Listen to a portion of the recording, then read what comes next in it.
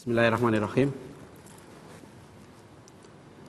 Jadi mata kuliah Islamic Worldview ini ya itu baru diajarkan di beberapa kampus, dan itu memang yang mengajar di Az-Zahra pun juga alumni Ibnu Khaldun di sini. Nah, apa nanti mata kuliah ini pentingnya sehingga kita tetapkan di pasca sarjana di sini sebagai mata kuliah wajib untuk seluruh jurusan, ya, karena Islamic Worldview ini memberikan landasan cara berpikir. Ya, dalam bahasa Arab disebut dengan ru'yatul Islam lil wujud. Ru'yatul Islam lil wujud. Ya. Islamic vision on truth and reality. Jadi visi Islam tentang realitas dan kebenaran. Ya, sebab dalam pandangan Islam yang real belum tentu benar. Ya, perjudian itu real tapi tidak benar. Jadi kita yang real dan benar. Ru'yatul Islam lil wujud, dan wujud dalam pandangan Islam itu wujud yang hissi seperti yang panca indera, ya, yang sensible, yang bisa diindra, itu wujud. Ya, kita ini wujud yang bisa kita dengarkan. Kita bilang ada suara. Kenapa ada suara? Telinga kita bisa mendengar. Ada rasa, ya kan? Tidak bisa kita lihat, tapi indera kita bisa merasakan. Kita percaya rasa itu ada.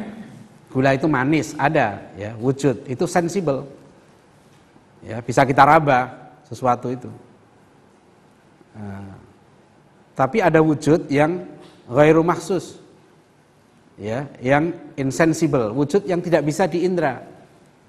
Dalam pandangan kita, wujud yang tidak bisa diindra itu yang non sensible, yang tidak diindra, itu pun wujud. Allah itu wujud, neraka itu wujud, surga itu wujud, pahala itu wujud, malaikat wujud, jin, setan itu wujud, gitu ya. Jadi ru'yatul Islam lil wujud. Pandangan Islam terhadap yang wujud. Bagaimana Islam memandang yang wujud? Karena nanti ada worldview lain yang punya cara pandang sendiri. Ya, pandangan seorang Muslim terhadap yang wujud sangat menentukan. Ya, bagaimana nanti seorang punya Islamic worldview? Sebab ada Western worldview, secular worldview, liberal worldview, Christian worldview, ya, Jewish worldview. Jadi worldview-nya Yahudi, ada cara pandangnya, ya, beda-beda. Faktanya sama, tapi kalau kita memandang itu dengan worldview yang berbeda, maka hasilnya berbeda. Contoh yang sederhana adalah fakta bahwa Nabi Muhammad SAW itu menikah dengan Aisyah, dan waktu dinikahi Aisyah itu umurnya masih anak-anak. Itu fakta. Tapi bagaimana kita memandang fakta itu sangat tergantung pada worldview seseorang. Ya, kalau worldview seseorang dipenuhi dengan worldview Barat sekarang dengan human right, ya, dia akan menuduh Nabi Muhammad itu pelecehan seksual terhadap anak-anak. Ya, kalau menurut undang-undang perlindungan anak sekarang masuk penjara itu Rasulullah. Ya, naudzubillah. Ya, karena anak itu umurnya 18 tahun batasnya, gitu ya. Jadi kalau pakai undang-undang perlindungan anak, ya, itu nasibnya seperti Syekh Puji, ya, kawin dengan siapa, Ulfa, ya kan, itu kriminal, gitu loh. Jadi negeri Anda ini memang unik, orang kawin sah, kayak Aceng Fikri itu sah, ya, meskipun cerainya juga sah, tapi nggak sopan. Saya ditanya, Aceng Fikri itu talaknya, nikahnya sah nggak? Talaknya sah, ya, cuma tidak patut. Sebab kita ini dalam hidup bukan hanya bicara sah atau tidak sah. Ya. Anda kuliah ke sini pakai pakaian pocong, sah. Nggak ada aturan, cari aturannya di UIK, nggak ada. Ya, tapi boleh aja Anda coba. Ya. Orang khotbah Jum'ah pakai kaos singlet, sah nggak? Sah. Nutup aurat. Yang penting syaratnya khotib nutup aurat. Ya, pakai peci baseball itu boleh. Pakai celana kolor jadi khotib Jumat sah. ya, tapi tidak patut. Jadi makanya dalam hidup ini bukan bicara sah tidak sah saja. Ya. Jadi ini Sami'ul fi'u, tergantung cara mandangnya bagaimana. Fakta istri Nabi Muhammad itu banyak. Cara mandangnya bagaimana? Contoh yang nyata itu Al-Quran. Bagi kita umat Islam, ya, kita memandang Al-Quran ini dari wahyu dari Allah. Kenapa? Karena Al-Quran itu, karena kita sudah syahadat, kita yakin Nabi Muhammad itu utusan Allah kan. Saya bersaksi tidak ada selain Allah, dan saya bersaksi Muhammad utusan Allah. Karena kita sudah yakin ya Nabi Muhammad itu utusan Allah, maka yang dikatakan oleh Rasulullah pasti benar. Beliau mengatakan yang la taktub anni ghairal Quran, jangan kamu tulis selain Al-Quran dariku. Maka Rasulullah memisahkan ucapan beliau yang Al-Quran dan ucapan beliau sendiri. Ya, dari awal Al-Quran itu dicatat dan dihafal. Karena kita sudah iman, world view kita mengatakan Al-Quran ini wahyu. Gitu. Tapi kalau orang Yahudi Nasrani, mereka pasti mengatakan Muhammad wrote the Quran.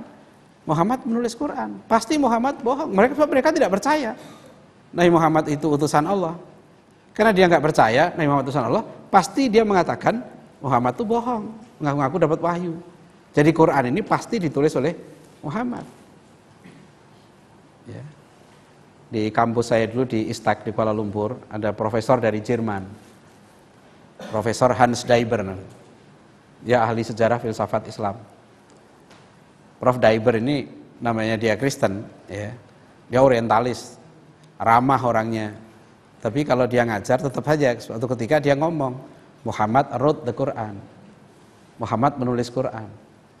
Profesor Naqib Alatas dengar itu. Kemudian ditanya waktu pagi-pagi minum kopi gitu ya. Ditanya, Prof Daiber, do you have a proof that Muhammad wrote the Quran? Anda punya bukti nggak Muhammad menulis Quran?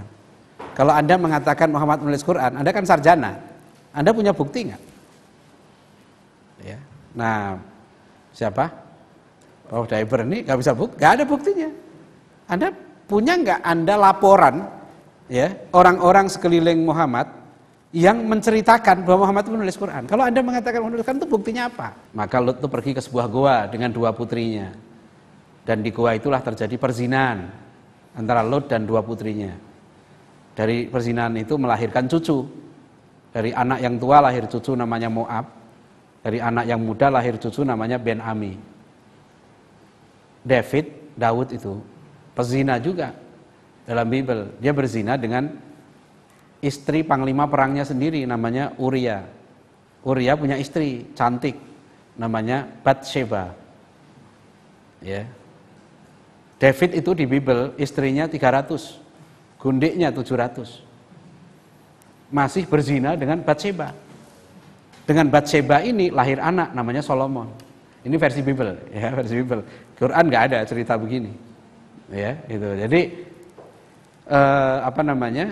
di dalam cerita seperti ini, Solomon misalnya itu menyembah berhala dalam Bible. Ya, makanya Al-Quran nanti membersihkan itu. Wa ma kafara Sulaimanu walakinna syayatina kafaru.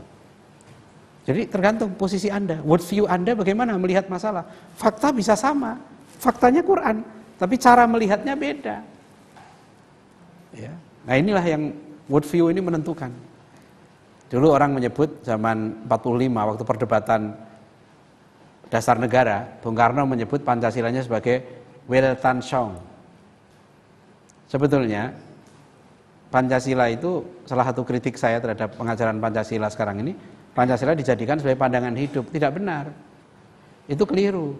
Kalau Pancasila dijadikan sebagai pandangan hidup, way of life, ya, dia berarti menjadikan Pancasila sebagai worldview. Worldview ini wilayah agama. Ya, kalau yang kedua Pancasila keliru, Orde Baru menjadikan Pancasila sebagai pedoman amal. Ya kan, pedoman penghayatan pengamalan Pancasila. Kan dulu ada P4, Eka, Prasetya, Pancakarsa. Ya, itu tidak benar karena berarti Pancasila mengganti agama. Karena bagi kita orang Muslim, pedoman amal itu agama. bukan Pancasila. Jadi jangan kita ajari anak kita, kamu nanti kalau ketemu duri di jalan, singkirkan. Itu perintah sila kedua. Bukan begitu. Ya kan? Jadi kamu kalau ketemu duri, singkirkan. Itu perintah Rasulullah. Dapat pahala dia. Gitu ya. Jadi amal, ya pokoknya dulu pernah berdebat di DPR. Perumus P4 itu kan profesor dari IKIP Malang waktu itu. Ya. Ditanya oleh anggota DPR, kalau Pancasila itu pedoman amal, bagaimana cara menggosok gigi menurut Pancasila? Nggak bisa jawab. Ya.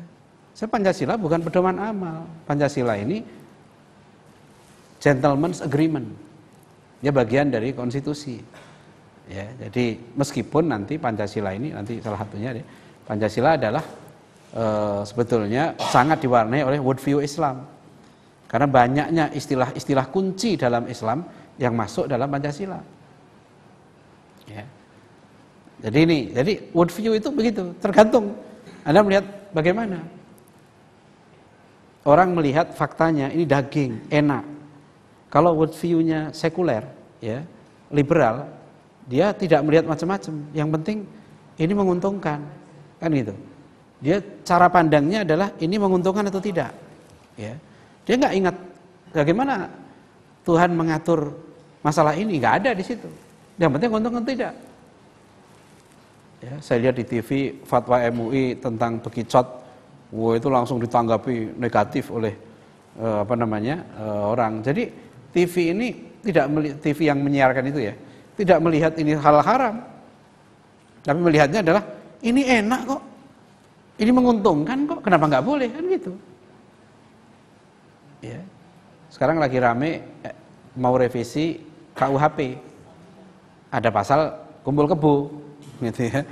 Kumpul kebo mau dikriminalkan gitu. Waduh, orang-orang sekuler udah belingsatan. Ya, kita ini dari merdeka sampai sekarang belum pernah punya KUHP baru, masih warisan Belanda ya KUHP kita ini. Indonesia ini sudah merdeka sekian tahun, nggak punya kitab undang-undang hukum pidana sendiri. Begitu pasal zina diangkat, ya, zina itu kejahatan, rame orang. Ya, dia melihat apa salahnya orang berzina? Dia worldview-nya adalah sekuler, liberal. Karena dia memandang manusia itu ya sudah, nggak apa-apa. Yang penting kan dia tidak mengganggu. Dalam pandangan barat, ya, selama Anda tidak mengganggu orang lain, nggak apa-apa. Bukan hanya right to live, ya, hak untuk hidup, tapi juga yang harus dijamin right to die. Hak untuk mati. Ya, dalam pandangan mereka kan memandang Tuhan setelah menciptakan alam semesta, termasuk manusia, Tuhan itu nggak campur tangan lagi, gitu. Nanti konsep mereka tentang Tuhan begitu. Itu pahamnya deisme. Jadi dalam deisme bukan mereka tidak percaya Tuhan, mereka percaya, tapi kata mereka Tuhan sudah nggak campur tangan lagi terhadap makhluknya. Setelah diciptakan, dilepas. Ya, itu kalau paham Yunani kuno dulu namanya Epikurianisme. Epikurianisme itu memandang Tuhan itu ada. Tapi Tuhan itu tidak mencampuri urusan manusia. Tuhan asyik dengan dirinya sendiri. Itu Epikurus nama tokohnya. Kalau Anda belajar filsafat Yunani, Anda menemukan faham namanya Epikurianisme. Maka hidup kaum Epikurus ini, kerjaannya mereka senang-senang. Hidup hanya untuk senang-senang saja. Nggak usah pedulikan Tuhan. Sebab Tuhan itu mengganggu. Itu nanti dirumuskan oleh Sartre, Jean-Paul Sartre. Ya, filosof Perancis. Dia mengatakan the idea of God negates our freedom. Ide tentang Tuhan itu membunuh kebebasan kita. Jadi bagi mereka adanya Tuhan saja, idenya bukan ada Tuhan. Anda punya ide Tuhan itu ada, itu mengganggu. Gitu loh. Kita nggak bebas lagi. Mau begini ingat Tuhan, ya kan? Mau begini ingat Tuhan, enggak. Ya, makanya lagu-lagu sekarang kan gitu. Mau makan ingat kamu, ya, bukan Tuhan. Ya, mau tidur ingat kamu. Jadi dia konsepnya apa? Syahwat. Karena Barat itu semua diukur syahwat, ya. Bahkan kalau ada satu buku yang saya baru pengen download, itu ditulis oleh Kevin McDonald, profesor dari California University. Profesor Kevin McDonald ini punya buku berjudul The Culture of Critic. Ya. Kevin MacDonald. Ada di internet, Anda bisa download bukunya. Dia menarik karena Kevin MacDonald ini dia ahli psikologi dan dia menyimpulkan dalam bukunya ini bagaimana dalam abad 20 ini kaum intelektual Yahudi berhasil mengubah cara pandang orang Barat. Ya.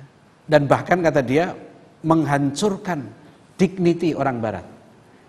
Jadi orang Barat tuh kata Profesor Kevin nih, tinjauan psikologisnya hancur oleh kekuatan Yahudi yang kecil dan itu dimotori oleh para cendekiawan Yahudi. Terjadinya revolusi seksual di Amerika itu karena pandangan siapa itu? Sigmund Freud. Entah bagaimana Sigmund Freud itu dipercaya teorinya bahwa kekerasan, konflik, peperangan itu terjadi karena manusia itu tidak tersalurkan hasrat seksualnya. Jadi kalau mau damai, ya, mau tenang, maka harus dilampiaskan hasrat. Maka sebelum teori ini dipakai, mereka konservatif. Tapi setelah teori ini dipakai demi perdamaian, maka dibebaskanlah unsur seksual itu supaya manusia tidak konflik. Nah, itulah nanti metode-metode nggak tahu gimana mereka dia bisa sampai pada kesimpulan itu. Tapi karena ini katanya ilmiah, ya, dipakai. Nah, oleh karena itu ini cara pandang ya, melihat satu masalah itu worldview terserah. Kalau Kristen ya begitu. Ya. Nah, nanti salah satu test case bagaimana apakah antum semua punya worldview Islam kira-kira gitu ya. Sebagai contoh dari tes tadi. Ya, itu kelihatan worldview-nya Islam atau tercemar. Ya, ada unsur-unsur kesesatannya. Contoh yang sesat. Kalau orang Muslim harusnya tidak menjawab seperti itu. Nomor satu, kenapa dijawab A? Aneh. Coba perhatikan. Nomor satu itu gampang sekali. Umat Islam harus menjadi rahmat bagi seluruh alam. Sebab derajat manusia adalah sama di hadapan Tuhan. Benar nggak? Tidak sama. Dalam Al-Quran banyak sekali. Misalnya apa? Inna akramakum indallahi atqakum. Yang paling mulia di antara kamu yang takwa. Orang mukmin dalam Al-Quran disebut khairul bariyah. Orang kafir disebut. Jadi orang mukmin itu sebaik-baiknya makhluk. Orang kafir disebut syarrul bariyah, seburuk-buruknya makhluk. Masa sama orang mukmin dengan orang kafir? Oh, masih adaptasi kali Pak. Hah? Yang satu masih adaptasi. Adaptasi, ya. Iya. Ngeles dikit. Jadi derajat manusia tidak sama.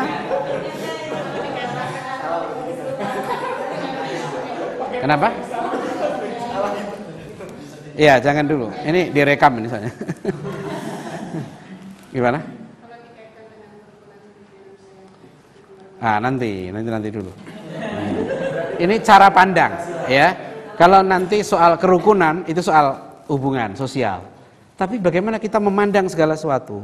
Orang mukmin itu tinggi derajatnya, enggak sama dengan orang kafir. Orang fasik saja Allah perintahkan, curigai dia.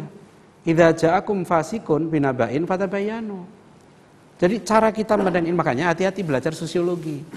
Ini banyak pelajaran sosiologi ya yang sesat karena menyamakan semua manusia. Ya, tidak sama. Anda memandang orang mukmin itu tinggi, orang fasik, orang jahat, curigai. Tidak sama. Ya, makanya kalau menjadi saksi dalam perkawinan, jangan cari yang populer saja, cari yang soleh. Ya kan orang suka kalau dalam perkawinan mencari saksi yang populer. Nah, itu tidak tepat. Ya, jadi orang fasik itu jangan dianggap tinggi. Apalagi orang kafir. Ini cara pandang dulu. Sebab orang kafir ini sampai dalam surat Al-Anfal disebutkan inna syarrad dawabi indallahil ladzina kafaru fahum la yu'minun. Binatang melata, ad-dabbah, jawabnya ad-dawab.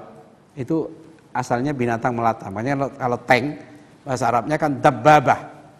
Ya, binatang melata, tank itu. Inna syarrad dawabi indallahil ladzina kafaru. Sungguhnya binatang yang paling buruk ya di muka bumi ini adalah orang-orang kafir. Fahum la yu'minun, karena mereka tidak beriman. Jadi enggak beriman itu tidak baik. Ya. Jangan mengatakan semua manusia derajatnya sama di hadapan Tuhan. Siapa yang bilang? Allah enggak sama kok. Ya. Jadi kalau kita mengikuti cara pandang Al-Quran, nggak begitu cara melihat manusia. Ya. Jadi kalau kita melihat, manusia ini kok cantik, ya, hebat, kaya, populer. Kalau kita orang mukmin, kita akan mengatakan sayang ya dia kafir. Nah gitu. Dia pinter, ya, dia suka nolong orang. Mesti harus terbesit cara pandangnya. Sayang ya dia kok tidak beriman. Karena tidak beriman itu tidak baik. Ya, nanti kita bahas. Dan Islam memandang semua manusia adalah makhluk Tuhan yang setara.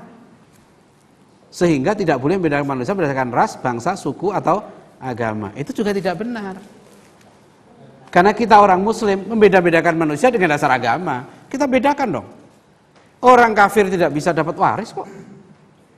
Kan gitu, beda. Nah itu, jadi kalau punya worldview Islam, cara memandang manusia udah beda. Jadi kalau worldview-nya tidak Islam, dia humanis. Dia mengatakan, kan semua manusia. Ya. Memang semua manusia tidak sama. Buktinya manusia tidak sama apa? Presiden aja kalau lewat kita suruh minggir. Memang sama kita dengan presiden? Itu cara pandang presiden, kan gitu kan? Kita lebih rendah dari presiden karena kita suruh minggir. Memang itu jalannya presiden, kan enggak? Tapi kenapa kita mau minggir? Gitu. Baru presiden aja udah beda. Quran cara pandangnya lain. Yahudi cara pandangnya lain. Yahudi memandang yang bukan ras Yahudi rendah derajatnya. Anda pakai worldview mana? Worldview humanis, worldview Islam, atau worldview Yahudi? Kalau Yahudi memandang orang Gentile yang non Yahudi itu rendah. Ya, jadi itu cara pandang seorang menentukan. Jadi maka kalau kita Muslim, kita sudah punya worldview Islam, kita melihat manusia tidak silau. Kita lihat dari sudut apa? Nanti akan tampak dalam cara perlakuan. Yang paling mulia yang takwa. Tapi kenapa yang Anda hormati pejabat? Pejabat itu korup. Ya tapi dia kan pejabat. Ya, tapi dia korup. Nah, pilih mana? Ya, gitu kan? Ya, makanya kita hormati dia bukan karena pejabatnya, karena dia pejabat yang baik. Itu ya. Jadi cara pandang ini. Cara pandang melihat manusia, dia tingginya di mata siapa? Menurut siapa? Kita hormati siapa? Beda. Ya, orang sangat menentukan, dia akan beda cara memperlakukan orang kalau dia sekarang demi cinta. Ya, demi cinta akhirnya mengalahkan agama. Ya, enggak apa-apa kan dia manusia juga. Nah, itu enggak betul. Nomor 2 coba. Nomor 2 ini banyak yang setuju aneh. Ya. Nomor 2. Coba ini kan jelas sekali kalau kita seorang muslim, pandangan hidup kita muslim, pandangan alam kita, worldview kita Islam, nggak akan kita menjawab A. Islam tidak membenarkan sikap orang yang sombong dan angkuh. Jangan di situ saja, baca terusnya. Ya, betul sampai di situ. Ini kan cara setan. Ya, manis caranya iblis menggoda manusia karena yang mau menyesatkan ini iblis itu doktornya di surga. Ya, dia sudah lulus. Ya, sudah profesor dia. Ya, sudah dalam penyesatan, iblis itu ahlinya, jangan diragukan. Sangat profesional. Makanya iblis waktu menggoda Adam itu enggak mengatakan begini, Adam, enggak usah turutin tuh perintah Tuhan. Cuekin aja, enggak begitu. Coba cara iblis menggoda Adam gimana caranya? Manis sekali. Iya kan? Illa antakuna malaka ini autakuna minal kholin. Tapi sebelumnya apa? Wa qasamahuma inni lakuma laminan nasihin. Wahai Adam Hawa, aku ini iblis ini, sungguh aku ini sahabatmu yang nyata. Aku ini tulus menasihati kamu. Jadi kalau dalam komik-komik dulu waktu kecil saya baca, iblis itu kan jelek. Adam Hawa digambarkan cakep. Ini mungkin gara-gara gambar komik itu. Akhirnya orang kalau dengar kata-kata iblis, setan, itu serem. Padahal kalau dalam Quran, iblis itu cantik. Ya kan? Hawa nggak takut, Adam nggak takut. Manis temannya. Jadi bayangan saya iblis itu mungkin kayak James Bond. Ya itu loh. Jadi mungkin itu gambarannya. Iblis itu memang manis sekali loh kata-katanya itu.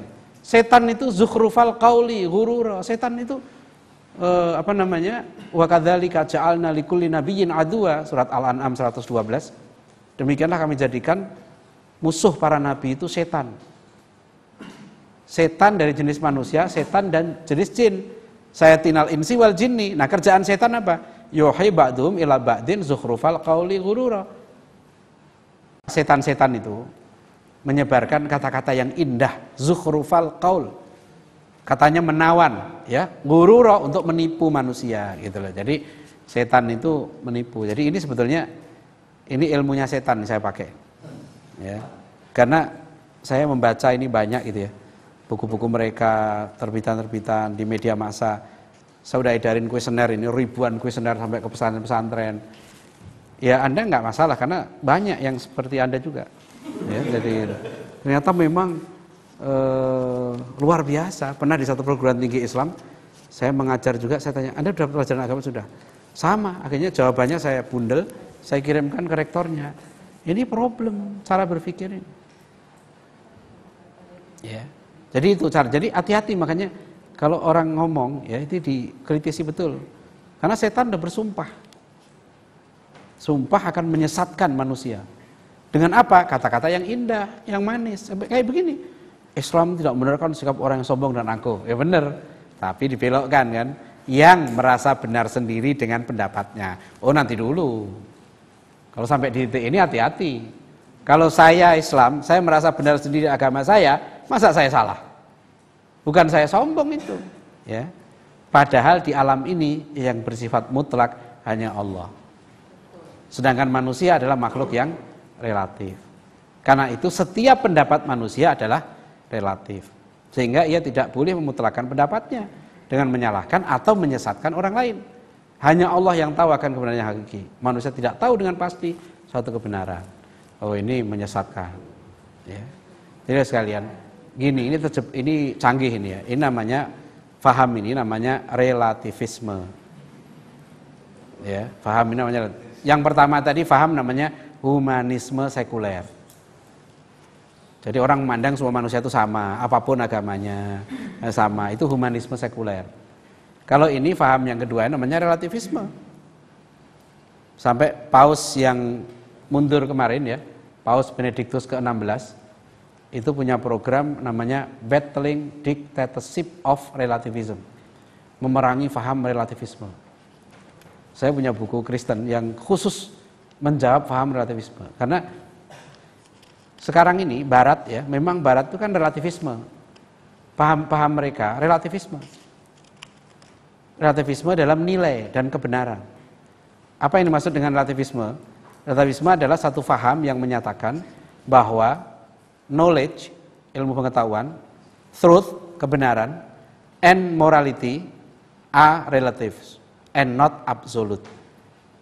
Itu definisi relativisme. Jadi paham yang mengatakan bahwa ilmu pengetahuan, ilm itu, kemudian kebenaran dan moralitas itu bersifat relatif. Ini keliru besar. Dan ini jebakannya kayak begini. Saya tunjukkan cara menjebaknya ya. Ini teori setan ya. Jadi kalau kita tahu ilmunya, makanya harus tahu. Makanya Al-Quran kan wala tatabi'u khutuwati syaiton. Jangan kamu ikuti langkah setan. Innahu lakum aduwwum mubin. Jadi harus tahu kita ilmunya setan. Karena setan menyesatkan bukan dengan kata-kata yang terang-terangan. Ya, dengan halus. Seperti ini. Allah bersifat mutlak, manusia bersifat relatif. Ini jebakan, tidak benar. Allah itu mutlak dengan kemutlakan Allah. Itu nggak bisa dibandingkan dengan manusia. Ya, Allah itu mutlak dengan kemutlakan Allah, itu nggak usah kita bahas. Itu bukan wilayah kita. Tapi apakah manusia itu relatif? Tidak. Manusia dikaruniai Allah dengan akal. Yang akal manusia ini bisa sampai dalam taraf kemutlakan. Tidaklah semua pendapat manusia relatif. Jadi kalau orang mengatakan ini, karena itu setiap pendapat manusia relatif, itu pasti keliru. Kan kita manusia, relatif. Sebab itu namanya self-defeating argument. Ya. Argumentasi yang bunuh diri. Kenapa? Kalau orang mengatakan setiap pendapat adalah relatif, jangan Anda merasa benar sendiri. Kata-kata itu tinggal dibalikin aja.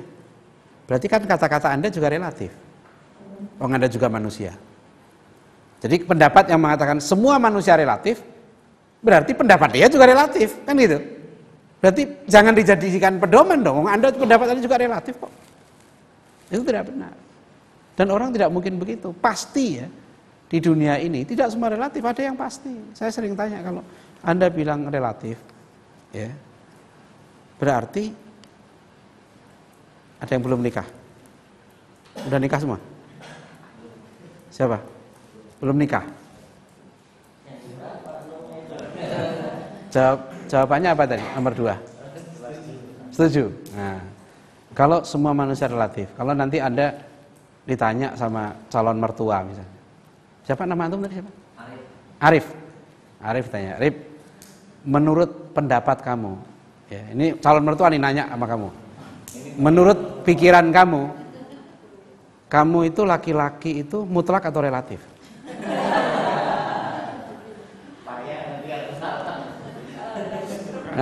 Konsisten ya, konsisten dengan jawabannya. Ya, dengan jawabannya, konsisten. Jadi, menurut pendapat kamu itu laki-laki itu mutlak atau relatif? Mutlak, ya enggak berarti kan? Katanya setiap pendapat manusia relatif, kan enggak. Ya. Jadi saudara sekalian ya, kita manusia dikandalkan Allah, kita sampai pada kemutlakan dalam batas manusia. Itu mutlak. Ya. Ada orang datang ke saya mahasiswa, tapi kan Pak relatif Pak, saya benar manusia. Setiap pikiran kita jangan merasa benar sendiri Pak. Bisa aja pikiran kita suatu ketika salah, tidak bisa kita mutlakkan. Kita mengatakan ini sesat, ini tidak. Itu kan pendapat kita, belum tentu kita benar. Saya bilang, saya ini tadi saya yakin betul, ya, dan saya yakin pendapat saya tidak salah. Ya. Anda ini waras orangnya. Ya.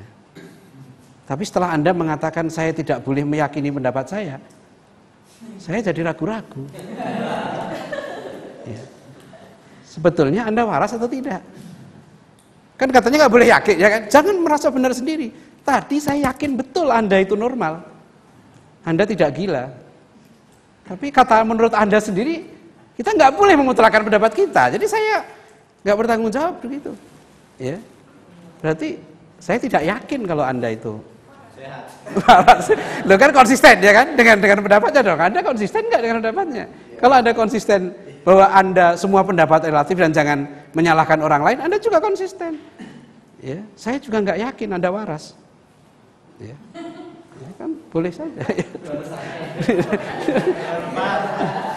Jadi nggak boleh dong. Kalau kita orang Yahudi itu akidahnya salah, pasti. Ahmadiyah itu sesat, pasti. Ada dosen ambil S3 di sini. Menurut Anda Ahmadiyah, kita nggak boleh menyesatkan. Bilang kalau di UIK itu nggak berlaku. Ahmadiyah sesat. Saya bilang itu udah. Makanya kalau bilang Ahmadiyah nggak sesat nggak lulus sama di sini. Saya bilang itu. Gimana orang udah jelas kok Nabi Muhammad itu nabi, pasti. Setan itu musuh, pasti. Kalau Anda jangan merasa benar sendiri terus. Anda merasa benar sendiri dengan pendapat Anda, kok enak? Ya, jadi ini bahaya ini penyakit ini bunuh diri. Jadi ini virus ganas, ya dalam akidah. Ini salah satu virus akidah yang sangat dahsyat di era modern ini, relativisme. Nggak bisa kalau ini. Jadi hati-hati. Jadi ada pendapat manusia yang mutlak, ada yang relatif. Itu yang benar. Tidak semuanya relatif. Tidak semuanya mutlak. Kalau mutlak kita harus yakin Rasulullah SAW itu datang ya diutus dengan bukti. Bukti-buktinya apa? Empiris. Ciri-cirinya. Begitu orang Yahudi datang, orang Aus Khazraj, oh ini kan ciri-ciri kenabian. Dia harus yakin. Pasti dia nabi.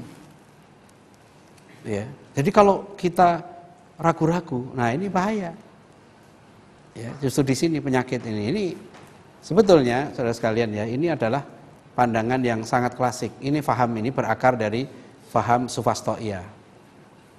Ya, ini faham sofis namanya dulu. Sofisme. Sofisme ini faham Yunani juga. Ini akarnya ini dari barat. Barat itu akarnya dari Yunani kuno dulu. Sofisme ini faham yang tidak mau memberikan judgement terhadap sesuatu. Faham anti ilmu, golongan Sufastoia. Ya, makanya dalam Aqaid Nasafiyah dikatakan haqaiqul asya'i tsabitatun. Ya. Wal ilmu bihi mutahaqqiqun. Khilafan li Sufastoia. Nah, jadi hakikat segala sesuatu itu adalah apa namanya? Haqaiqul asya'i tsabitatun, tetap ya. Haqaiqul asya'i tsabitatun. Khilafan li Sufastoia. Ini contoh. Saya tunjukkan. Ulama kita dulu sudah membahas paham ini.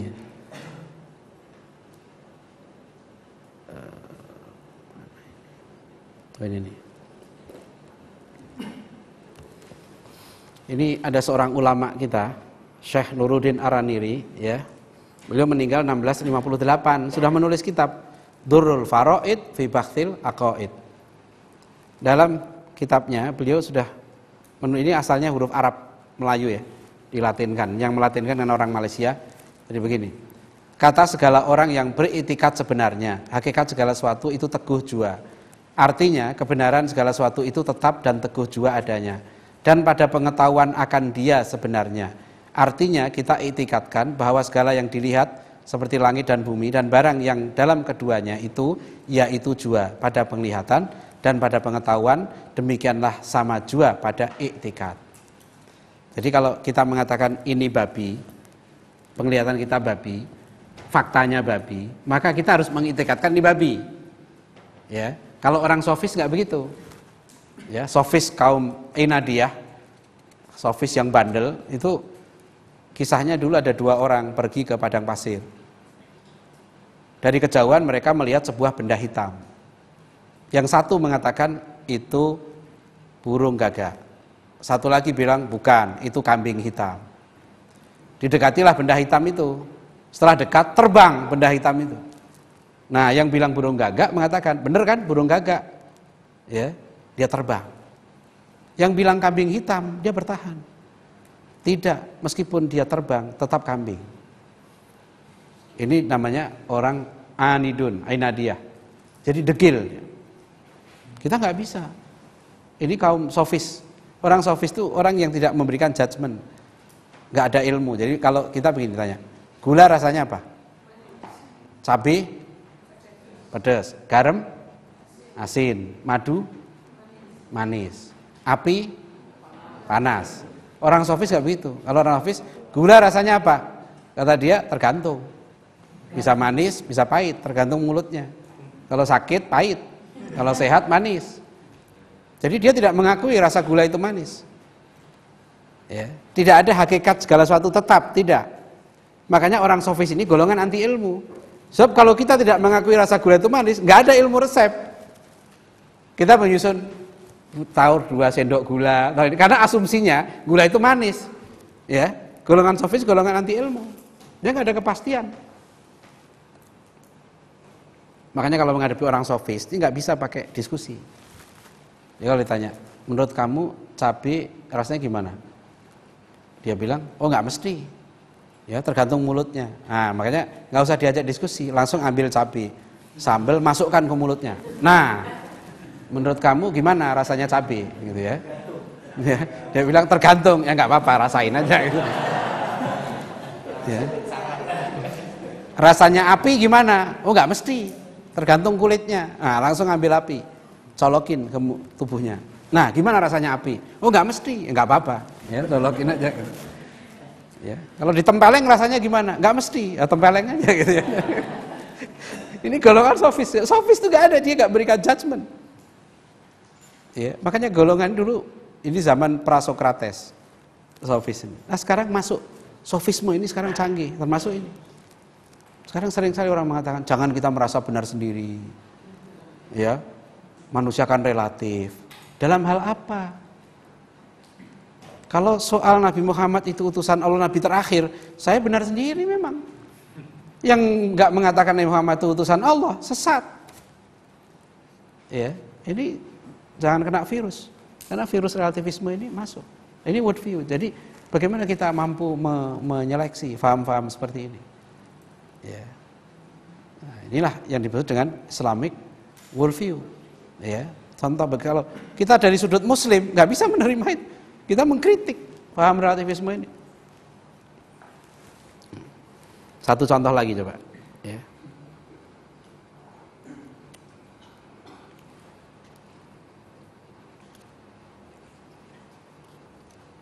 Nomor 3. Nomor 3 ini. Oh, ini bahaya ini. Setuju nih. Mana nomor 3?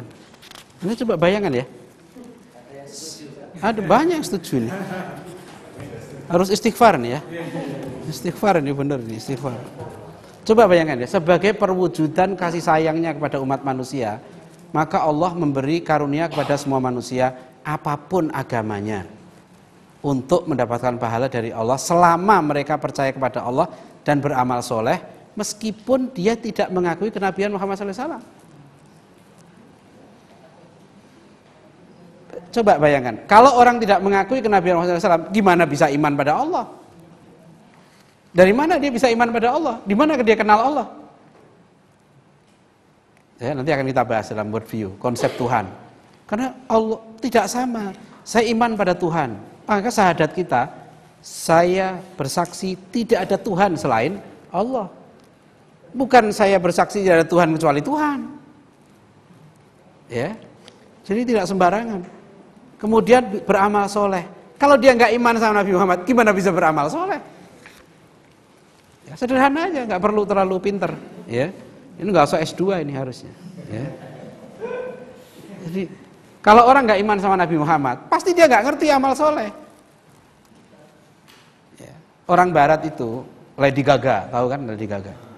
Dibilang, waduh dia dermawan, bagus, meskipun dia telanjang, meskipun dia porno, dia dukung lesbi, nggak masalah. Yang penting dia nggak ganggu orang. Dia suka nolong. Itu sudah kata mereka itu udah baik. Kita tidak mengatakan seperti itu pandangan kita. Sebab kalau orang tidak iman sama Nabi Muhammad, dia nggak tahu mana amal soleh, mana tidak. Ya, jadi konsep iman sama Nabi Muhammad ini bertahan. Dalam sejarah manusia, ya 4. Ada yang setuju juga. Nah, ini nanti kita bahas. Ya. Jadi tidak benar Allah pernah menurunkan agama Yahudi pada Nabi, nggak ada. Allah tidak pernah menurunkan agama apapun kepada para nabinya selain agama Islam. Agama Nabi Isa bukan agama Kristen. Ya. Agama Kristen itu muncul setelah Nabi Isa tidak ada. Diciptakan oleh Paulus. Karena Kristen yang namanya Christianity itu agama yang mengajarkan konsep pokok penyaliban dan kebangkitan Yesus. Itu namanya Kristen.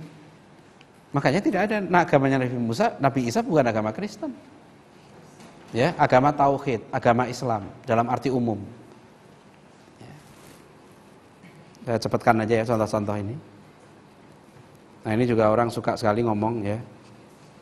Sebab pada hakikatnya inti dari semua agama dalam ajaran. Orang yang mengatakan begini, semua agama mengajarkan kebaikan, tidak ada agama mengajarkan korupsi, tidak ada agama mengajarkan kekerasan. Pasti dia asbun. Ya. Dia tidak mikir. Enggak usah kita terlalu pinter. Kalau orang mengatakan semua agama mengajarkan kebaikan, tanya sama dia, Bapak udah baca berapa agama, Pak? Kok agama itu ribuan jumlahnya? Kok Anda berani mengatakan semua agama mengajarkan kebaikan? Tantangan pendidikan Islam sekarang 2. 1, materialisme, hubbud dunya. Yang kedua, jebakan kurikulum sekuler. Kita sekarang ini nggak punya model pendidikan Islam itu yang mana? Jadi teman-teman yang ngambil sains misalnya, itu sekarang kita sudah mulai bagaimana model pendidikan sains Islam. Beda. Jadi misalnya kalau dia mengajarkan biologi, dia nggak mengajarkan Jantung ada 4 ruang. Nggak begitu buku teksnya. Buku teksnya nanti kita ubah. Allah menciptakan jantung bagi manusia. Jantung itu terdiri dari 4 ruang. Allah menciptakan ini. Jadi nanti dalam buku teksnya itu langsung kaitan dengan tauhid dan terkait dengan sejarah sains. Misalnya ketika bicara tentang peredaran darah, jangan hanya bicara tentang ilmuwan barat. Ilmuwan muslim sudah melakukan percobaan ini. Ketika bicara tentang penerbangan, jangan hanya bicara Wright bersaudara. Bicara Ibnu Firnas. Ibnu Firnas itu abad ke-9 Masehi sudah terbang dari menara Masjid Cordoba ke bawah. Itu belajar terbang itu sudah abad ke-9 Masehi Ibnu Firnas itu. Sejarah ini penting, sejarah sains itu, supaya kita tahu bahwa barat itu belajarnya dari mana mereka. Ya, jadi harus tahu. Nah, anak-anak kita supaya kenal dengan ilmuwan-ilmuwan muslim dulu. Nah, itu diantaranya nanti. Makanya kita sejarah ini penting, sejarah sains. Dan ini misi besar. Ini jihad. Ya, nanti kita tunjukkan. Ini revolution. Istilahnya Dr. Nirwan Safrin ini silent revolution. Ya, kalau Anda nanti mengajarkan berbeda sama sekali sudah. Ya, jadi nggak lemes-lemes gitu muridnya gitu ya. Keluar dari kelas takbir, Allahu Akbar. Jadi jangan lemes-lemes. Jadi ya, tapi beda. Jadi ilmiah, ya, rasional, dia cinta ilmu, tapi cinta kebenaran, bukan skeptik. Ya, izzah, menanamkan sikap izzah. Baik, saya kira begitu. Terima kasih. Assalamualaikum warahmatullahi wabarakatuh.